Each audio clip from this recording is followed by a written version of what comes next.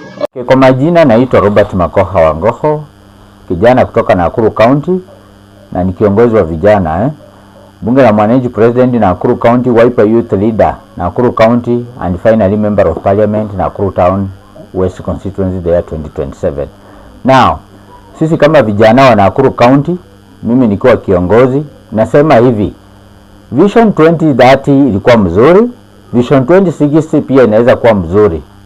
2030 ililetwa na Mheshimiwa Uhuru Kenyatta na ilifaa kuwa spearheaded over na Mheshimiwa William Samoei Ruto. 2060 sasa inalonjiwa na Mheshimiwa William Samoei Ruto. Lakini tuambiane ukweli, 2060 sio mbaya, lakini huwezi kuwa unaitisha mchele wakati hujameza viazi yenye iko kwa mdomo, ndugu yangu. Make sure implement fully the Vision 2030 kwanza. Kama hii Vision 2030 tungekuwa tumefight corruption, ingekuwa sawa kuanza kuongelea 2060.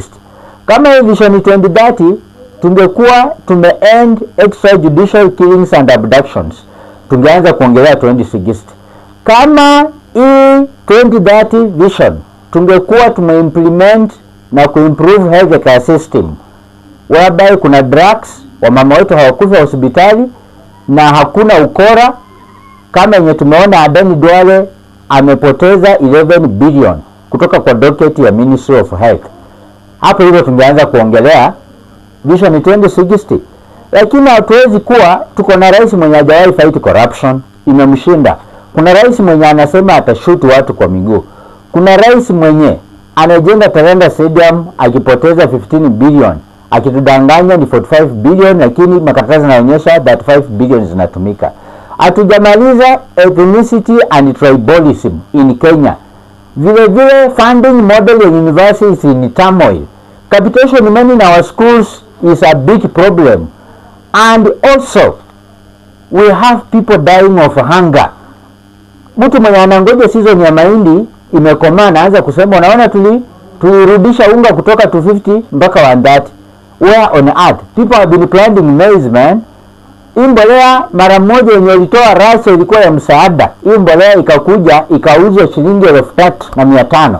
Hiyo mbolea ndio huwa napiga kifua mpaka leo tulirudisha chini mbolea. Lakini wakulima mpaka Eldoret tunaona kwa TV wakisema wataingia one term. Na sisi tunawakaribisha kwa sababu ndugu zetu ndio wanaproduce chakula kwa wingi wakiuza.